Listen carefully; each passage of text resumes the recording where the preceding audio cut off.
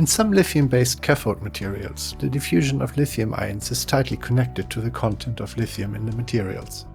We can demonstrate this by computing the diffusion barrier of lithium in lithiated titanium disulfide with 1 and 2 lithium vacancies. For this we'll use the M3GNET Machine Learning potential that provides very reasonable diffusion pathways for this system at a small fraction of the computational cost of a DFT calculation. As usual, I will skip most of the setup for the calculations so we can keep this video short.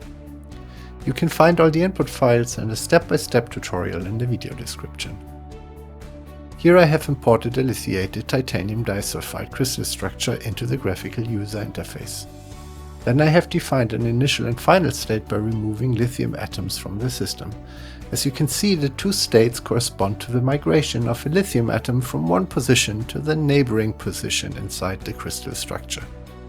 With this information we can now let AMS determine the minimum energy path and transition state that connects these two structures with the calculation called nudged elastic band, or NEB in short.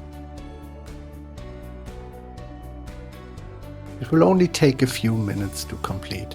The results can then be visualized in AMS Movie, and the activation energy here is found to be 0.59 electronvolts.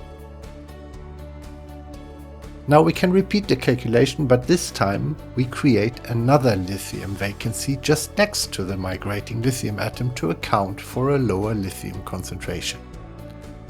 Here's a side-by-side comparison of the two calculations.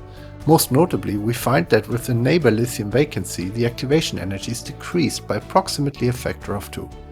And while the trajectory of the lithium migration is linear when all lithium neighbor sites are occupied, the trajectory path becomes curved, passing through a tetrahedral site, resulting in a shallow minima when a neighbor lithium is vacant.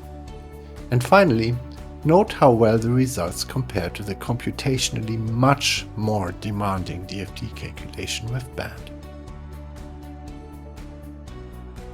So that's it for today. Make sure to check out the links below this video if you're interested in this or any other battery material related simulations. I hope you found this useful, and as always we're happy to answer any questions or comments below this video.